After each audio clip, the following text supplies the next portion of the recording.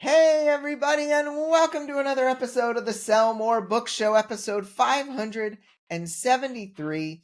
I'm Bryan Cohen from Best Page Forward, joined by Katy Archer, hockey and sports romance author, good friend of mine, who I'm really excited to get on the show here. Katy, how are you today? Hi, thank you so much for having me. It is very cool to be here and a real privilege to be able to talk to you. I'm Yeah. doing great. I'm doing really great. I'm having such a fantastic start to my year. So, yeah. Yay. Oh, Yeah. that's such good news. That's such good news. We have known each other for a number of years. And like your early best, you might be one of the first best page forward testimonials from like 2018 or something. So we go way back. We And do. when I saw you posting on Facebook, we hadn't connected in a while. I saw you posting on Facebook about this big pen name success, and Mm. I was just like, I need to email this celebrity, this wonderful, successful person. Um, you've been working at this so hard for so many years, and then like pen name switch, genre switch.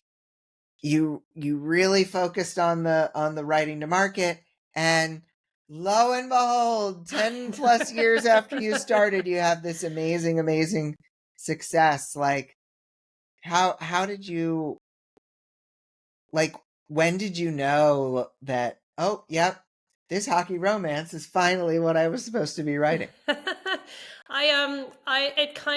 I'd been struggling with, because Jordan Ford is my other sort of most successful pen name, which was Yeah, my young adult sports, which is what you guys wrote the blurb for one of my books, yeah, and yeah. that was my bestseller until Katy Archer came along.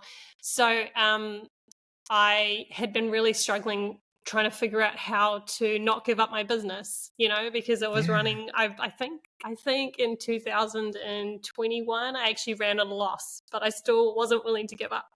And I was reading an Al Kennedy series. The Deal is the first book, and it's so good. So if you're into sportsman romance, definitely check out Al Kennedy's The Deal. And I just got hit with a story idea, and it just like blew up in my mind. And I had the first book written in my head after a day, and then by the end of the week I had an entire series written. All the characters came to life, and I was like, well, I have to write this. And if I'm going to write this, I really need to study the market and make Yeah. sure that I do it well. I don't just want to write it thinking I know what I'm doing, I know what readers are looking for. So I didn't write it immediately. I spent like 6 to 8 months reading a ton of hockey and sports romance. I studied the market. I looked at covers and pricing and point of view and past tense, present tense, what was happening in the stories. Was there any common themes that were in each book? What were readers looking for? And then I tweaked my story idea to make sure that it would fit to market. Mm, So rather than scouring the market trying to find what's my next read going to be, it was more like, I've got this cool story idea. How can I make it work really successfully? yeah. And yeah, and I did cover tests, which I'd never done before. So I'd taken Sky Warren's course about author ads, the ads intensive, author intensive, ads intensive. I can't remember what it's called, but it Yeah, was yeah, yeah. brilliant. Yep. And she did cover tests and stuff. So I did all of that. Like I got a cover designer to create 5 different covers for me, and I tested them so I knew which one readers were most interested in. I gave away the first 4 chapters for free to get newsletter signups and stuff like this. So I really took my time. Like the book was ready to go in October, but I didn't publish it until February, which is really hard to Mm, do when you're sitting on that's really something that you're hard to just do. desperate to get out Yeah. there. But it Oh, meant when it did release, then I had kind of already had readers and stuff. And I released it wide for a year, nearly a year. And then hmm. once the whole series was complete, then I put it into Kindle Unlimited, all 7 books into Kindle Unlimited. And yeah, it just exploded. And I was like, whoa, I didn't kind of realize. So I'm That's glad I released it amazing. wide though, because it taught me things about direct sales and all that kind of stuff. But I'm going to Yeah. keep it. I'm going to keep the books in KU for a little bit longer now because they're just doing so well. It doesn't make sense to pull them out. I just want to point out several things for everybody listening. I mean, it's like you know all the stuff because you've been doing this for so long, and you said, all right, well, I'm going to not just use the story straight out of my head. I'm going to tweak it to fit to market based on kind of the genre concepts you saw from L. Kennedy's books. I'm going to use Skye Warren's info and do the testing on the covers here. I'm going to have 5 covers made so that we know which one works best. And I'm not even going to release it right away. I'm going to take my time and build the email list first. And then it still didn't hit as big as it could have yet. And then you bring it all into KU. So like so much patience involved here. And it really, really paid off. It did. And I mean, do you know what? My friend Maggie Dallin, she's an author as well, and she's one of my closest friends. She's amazing. She said to me, remember that books don't have an expiration date. So it doesn't matter if your book's already been published for a while, you can still hit really high in the market. And she's right. I mean, I managed to get The Forbidden Freshman up to 104 in store, which is the highest I've ever gotten a book ever. So it was really exciting. And it's still hovering in the like around the 1,000, you know, so it's still ranking really, really well and getting lots of visibility.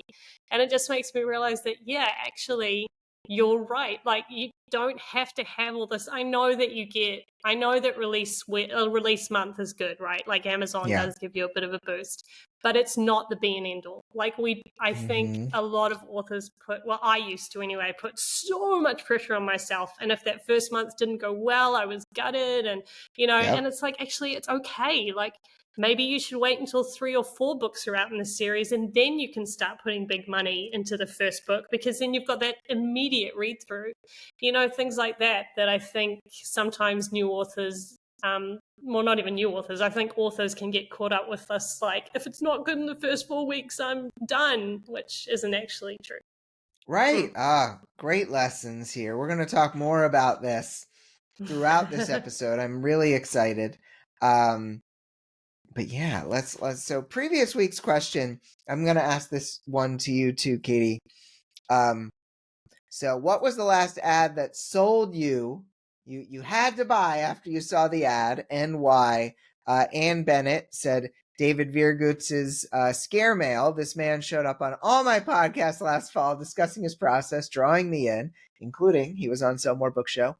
Timing is everything, and the fact that Christmas was just around the corner, I purchased a $100 gift to give to my son-in-law, knowing I'd get my hands on those letters too. David's enthusiasm, willingness to share an ideal pre-holiday push sold this listener. Yeah, it's the 7 touch points, right? You have to see it 7 times sometimes to be inspired by it.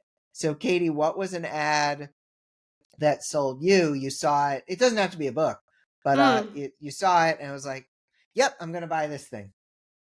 I'm just trying to think about, it wasn't necessarily an ad, sorry, it's actually a post. Can that count? Yeah. Like, it was like, I think it was absolutely. like it was either an Insta reel or a TikTok reel, and it was by Chelsea, what's her last name? Chelsea Carudo or something. She's a hockey romance writer, and she's very popular. And it was the little teaser snippet that she put in there. And it was just one of those kind of, like, I think it was something like a reporter was talking to this girl, and she plays hockey, and he was being really derogatory of her skill because she was a woman. And then the male hockey player kind of comes up and is like, you know, be careful what you say to her. You're talking to my woman. Like, it was just that kind of, like, I was like, oh my gosh, I have to read that. Like, it was just that sort of that protective alpha male type behavior, and that is what often sells me on a book. Any kind of those, you know, if I ever see a Facebook ad or a reel or a TikTok, anything like that that's got that sort of protective guy behavior in it, that will often have me clicking. I love that. I love that. That's awesome. And so, y'all, you can answer the question of the week over at the Sell More Book Show After Party Facebook group. So let's go into the top story. We made this very you-specific here, Katy. So hockey romance scores, not holiday, hockey romance scores. Hockey romance, fueled by book talk and broadly appealing male characters, has helped the genre take over the Amazon sports romance category, according to Natalie Stechison on MSN. On TikTok alone, there are over 200,000 videos with the hashtag hockey romance, but don't expect a lot of skating and gameplay. Author Gene Pace Haney, I don't think it says honey, but I'm pretty sure that was that autocorrected from something. Hovey, I think it is, has written 7 hockey romances and admits she didn't know much about the sport when she co-wrote her first novella. Quote, my writing partner said, I want to write a hockey novella. And I said, we don't know anything about hockey. Hovey said, of course, now I know H-E double hockey sticks, a lot more about hockey than I ever thought I would, end quote. Well, we've already covered some of the downsides of the genre's popularity on the show when thirsty fan edits about Seattle Kraken player Alex Wenberg went too far in August 2023. The books have gotten credit for helping increase interest in the sport. Quote, some teams, like the Pinkies of Toronto's Beer League, frequently post videos of the players reacting to scenes in some of the popular books, says Stechison. So, Katy, I mean, this is a fun genre. I used to watch hockey as a kid, interestingly enough. I didn't watch it for, the burly dudes. I watched it for other reasons of the scoring and the whatever. But, I mean, why do you think hockey romance is so popular? It has to do with the characters, right? Because you've got these men who are kind of, I guess you could call them warriors. Like, it's the same as like football romance and stuff. You've got guys who are putting their bodies on the line for a sport that they're really passionate about. They've got to, from the research that I've done, they have really long hours. Like, these guys are practicing a lot, and they're really pushing their bodies, and they're showing their ability to cope with physical pain and having endurance and all that sort of stuff. And then that is often reflected within the character of the person too. So you've got these guys that readers are kind of falling in love with because they're strong and they're tough. And they're protective of their teammates, which then reflects on how they feel about their woman. It's got that sort of, I think it's the attributes of found family and team dynamics and solid friendships, and then really protective guys. Like, one thing that readers really love about my books is that the guys are not just protective of their woman, they're protective of their friends, girlfriends, and stuff as well.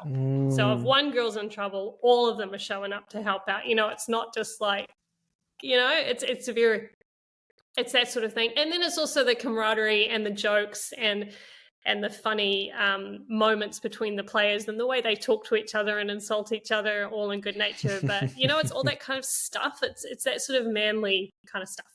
I think that's why it's popular. It's all that a team is a found family. It is, yeah. And so it's the team is the found family, and then the girlfriends, and then the girlfriends of the friends are part of the found family. Yeah. So that's why, I mean, that makes total sense as to why team.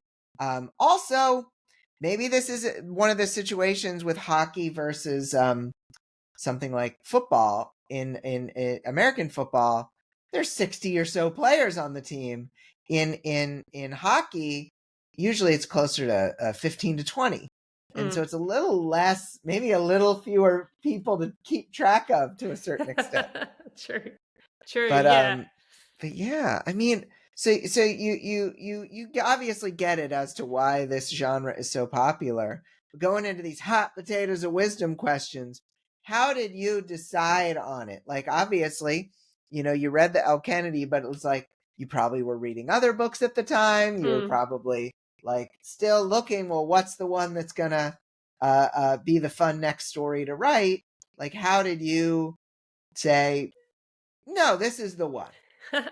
I think I kind of instinctively knew that it needed to be hockey or football. Like, I just kind of knew that those are the kind of characters we're going for. And in the end, I actually decided to create an entire universe. So I've got this Nolan New Campus. I knew I wanted to write college romance because I wanted the college aspects too. So there's still like parent pressure and all that kind of stuff because I know that so well from YA. that I wanted to kind of just step up into college. And I love the whole college. It's a cool time in your life. You know, you're trying to be an adult, but you don't actually necessarily know everything about being an adult. So it's just like an interesting time in your life. So I've actually created an entire world. So the first series is the hockey series, and this year I'm releasing a football series within the same university. So you're still getting to see some of the hockey players. And then I'm bringing in a basketball series, and then my readers have asked for a Gen 2. So eventually I'll be writing about the kids of all of these different sports teams. So I think readers are enjoying that. It's like they're going to Nolan New Campus and they're hanging out there with all of these different characters. So when that all kind of came to me, I was like, I'm going to start with hockey because my research showed that hockey was king. Yeah. I still think my football series is going to do really well because I'm taking my hockey. A lot of my hockey readers are coming with me because it's all the same vibe, right? It's the team dynamics, the found family, the strong male, it's all that stuff. And I'm taking them with me. And I introduced some of the football players in the hockey series. So they've already seen some of these characters. So now they're getting to read their stories.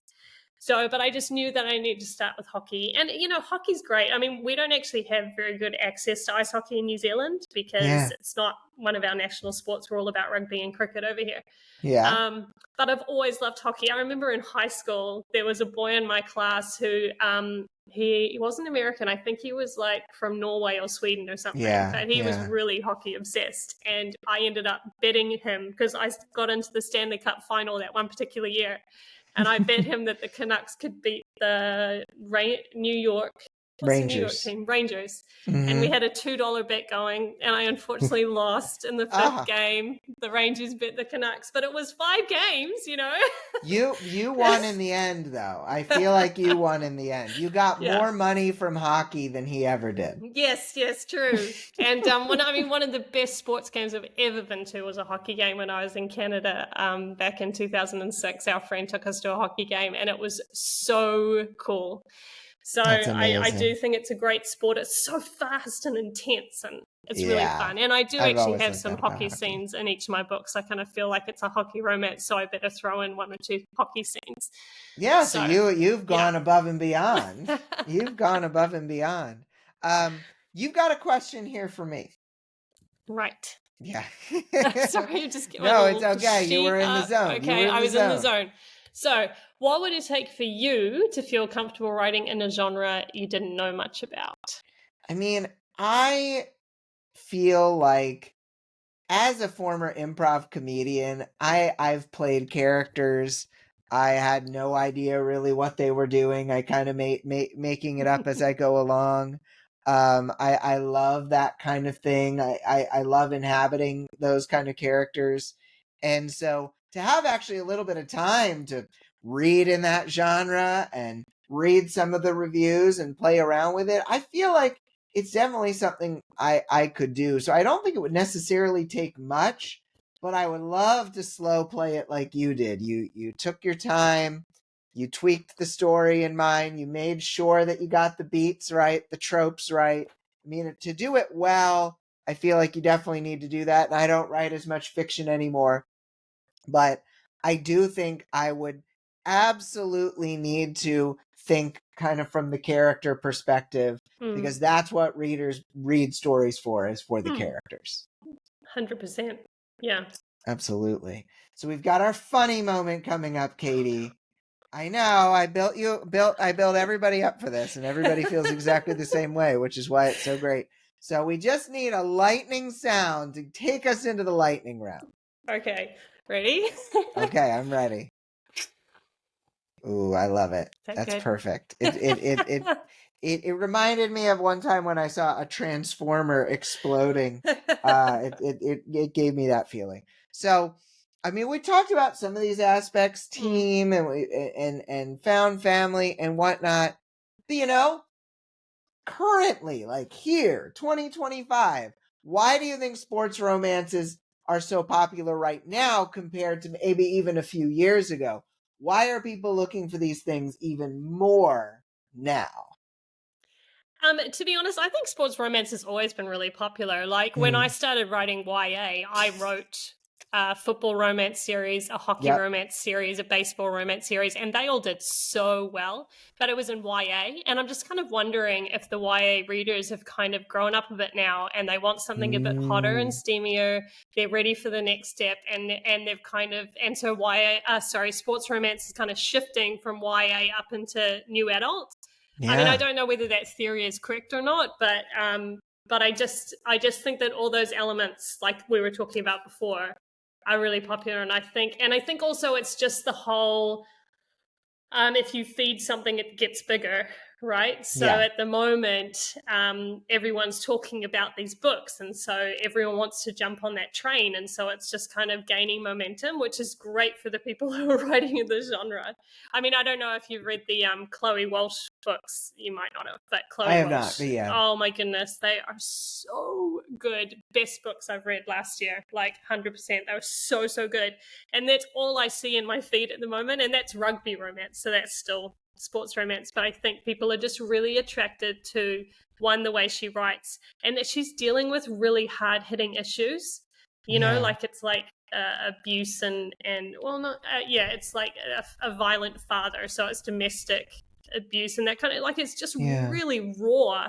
But I think readers love that, and they love how protective the rugby players are and how much they want to help and save these people that are vulnerable and in trouble. And I think that's another reason why sports romance is popular, because of that whole, that character who's like, I'm going to protect you. I'll give my all for the game. I'll give my all for you.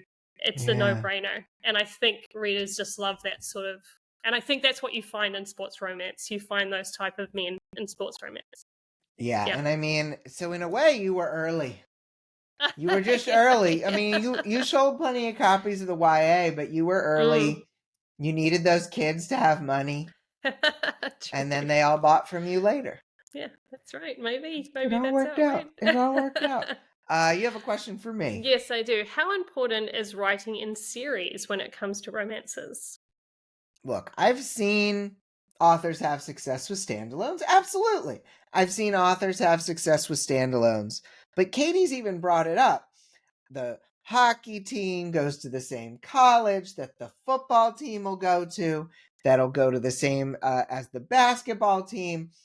When you write in a series, you get to create a whole universe. And that's really, really difficult with standalones. And I've seen six-figure standalone authors.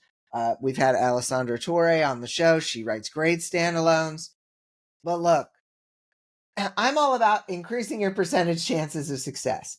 And if you want to increase your percentage chances of success, it is helpful to have an entire world that readers can go into, and that is easier to do when you write in series where each book is interconnected in some way and each series is interconnected in some way.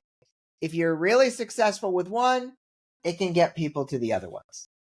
Exactly. Yeah. And it also means, like, from a practical, like, ad spend point of view, you can be running at a slight loss on your first book because you're making money through read through. So I really think that series, if you're in it to make profit and make money, you kind of have to write in a series, in my opinion, if you want to make it easier. But like you said, you have seen standalone authors do really well too. But I just think the easier way to play it is a series. I think they're the exceptions to the rule. I think it's really hard. I agree. I think it's really hard.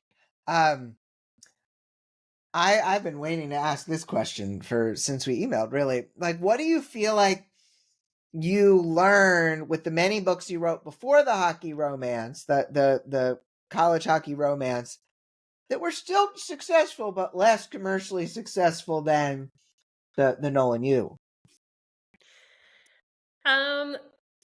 I think as a writer, the more you write, the better you get, because you're just, and I mean, I've learned so much now about story arcs and character arcs and stuff. I feel like that sort of stuff comes very naturally to me now. But I think the biggest lesson I've learned is to take your time to study the market so that you can be, I'm not saying, like I said before, it's not about finding your story by studying the market. It's like having your story and saying, how can I make this fit better within the market, so that it will have a better chance of success. And I had one other thought, and it's just left me. It'll come back in a minute. Don't worry. Oh, that's When what it it was. comes, yeah, It was mindset. Like, I think I was yeah, learning all about mindset, positivity, and law of attraction, and how my thoughts are way more powerful than I realized. And I was learning all of that as I was working on this series. And so I felt like I was able to absolutely soak this series in success before I even published it, because I was like, this one's it. This is going to do really well. I've just decided. I love and that. it has, and the universe has showed up, and as usual given me more than I could imagine. So that's been really cool. Yeah, I think that's really helped. That's so cool. We're going to talk a lot more about mindset next week because I have it Mm. all listed out. I love it. Your question to me. Yes. Do you agree with the statement, you either win or you learn? Yeah, I mean, I have said this to people. I've heard it said to me. I've said it to people. People are really caught up in losing and things not going well, and they take it personally, and they take it as, well, that's proof I can't do it. But that only happens if you don't let yourself learn from it. Mm. And we all learn, we all make mistakes. We make some that's the thing.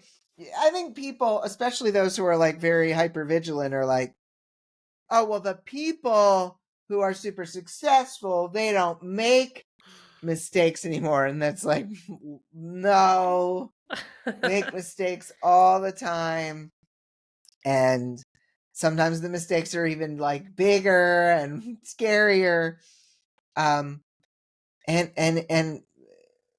but it's not that you make mistakes, it's that you're like, hey, to go with the Wayne Gretzky who's about to be passed by Overchin for most goals ever. Mm. You miss 100% of the shots you don't take. So true. And the people who are really successful are often taking more shots so they can kind of hide how many mistakes they make. That's true. Yeah.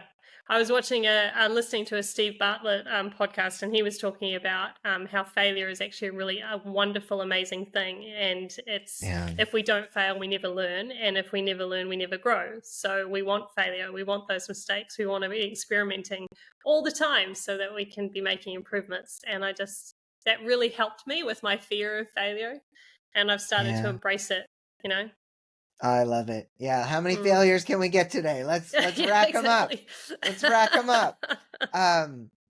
So Katy, it's almost like if you were talking to your past self kind of question of like, because there are listeners to the show who've, been around as long as you've been in the industry and who haven't had that big success. What would you tell an author who has struggled for many years about the concept of writing to market? Like, how would you clarify it for them? Yeah, I think, like I said, it's about seeing where your story will fit. So if you've got a really good story idea that lights you up and you just know you have to write this one, see what's happening in the market right now, Okay. and maybe it's not the right time yet. Like if you've got a slightly obscure one and you're like, I just have to write it for love, write it and make it really good. But if you can't fit it into the market right now, just sit on it. It's not going to expire. It's not going to go moldy. Like, you can publish it anytime. And if you want to publish it now, before you even start writing it, make sure you research where you think it's going to fit best. So if you've got a book that you just really love, you love the characters, the story, it's got really good potential, then just see, where's this going to fit best? Where can I best succeed? And I mean, another thing I did is that I made sure that I'd written the first 3 books of this series before I'd even published the first, so that I could do the rapid release, which worked really well in my favor. Because then you can do little cliffhangers for the next book, and readers aren't having to wait months and all that sort of stuff. So yeah, I think, just study the market to see where you fit. So that is what writing to market is. Because I think I used to think writing to market meant I have to look at the market and I have to try and come up with a story that's going to be popular in the market, and it's actually not. I have a database full of story ideas, like this huge amount, and it's like, okay, well, which one is going to fit? Like, I want to write this one next. How can I make it fit? How can I tweak it and adjust it so that it's a good fit, as opposed to, because I think one thing I used to do as well is I used to kind of not merge my genres very well, or I'd make it just a little bit obscure, or a little bit this or a little bit that, so it didn't quite work. And I'm just learning to go with what works, just see what's working and just make it fit. Love that. Love that. Yeah, I mean, it's scary. You think your creativity is going to be pulled out of your hands. It's like, no, you just have to be smart with your creativity. So true. That's a good way of putting it. Yeah, you don't think, don't work harder, work smarter. That's right. Katy, we need to come up with a question of the week here that could be really about anything related to this. It could be related to the hockey or sports romance. It could be related to writing to market. It could be related to advice you would give your past self, sort of thing. Is there anything that sticks out to you as like, let's find out what the listeners think about this thing? What about something like, we know that hockey romance is not going to be king forever, because that just is not the way that society works. I hope it lasts for a really long time because I love it, but it won't. I just know that it won't last forever. So what do you think might be the next hot genre that's going to kind of come through and take over the market? What's a good follow-on from hockey romance, do you think? But feel free to adapt that question or come up with something better. No, that was just one thought I had. I love it. What do you think might be the next hot genre that will come in and take over the world? Folks, you can answer that question over at the Sell More Book Show After Party Facebook group or at sellmorebookshow.com. Everyone should go to katyarcher.com, Katy Archer.com. Go check out the hockey romance. Go get ready for the football romance. Just see the good marketing in action. I mean, that's one of the reasons I've loved this past year, having folks like you who've come in and had some big successes, because we learn from watching sometimes. Yes, yeah, that's true. Actually, one thing I did too, sorry, just a quick little thing to add. Please. Is that with all of my series, I've tried to do a giveaway to start with. So, for example, with the football series, there's a prequel novella. I mean, it's 50K, so it's not a super short novella, but it's a prequel, and I've made it free. So I'm making it free for like a month.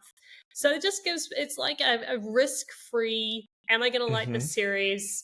It's a risk-free, and it ends with a really good clippy. So hopefully if readers like the style and they like the couple, they'll be really keen to get into this football series. So I think that's a really good marketing tactic, is to create something that feels risk-free for a reader. And that you're willing to go, you know what, this is doesn't matter if I make no money on this. The main goal of this is just to get eyes on my books. And I did that with the hockey series. I wrote a little like prequel as well that I had for free for basically a year. And I think it was just a really good way of kind of just bringing people into the series. Yeah. I love it. Awesome. Good final tip there for today. We've got more tips coming at you next week. Katy, I really appreciate you making the time to come on the show today. Thank you. Thank you so much for having me. You're welcome. Awesome. Katy will be back next week. We're going to talk more mindset-y stuff. It's going to be fun. So for Katy, I'm Bryan. Have a great week of book selling, everybody. And we'll be back next week for episode 574. Bye. Bye.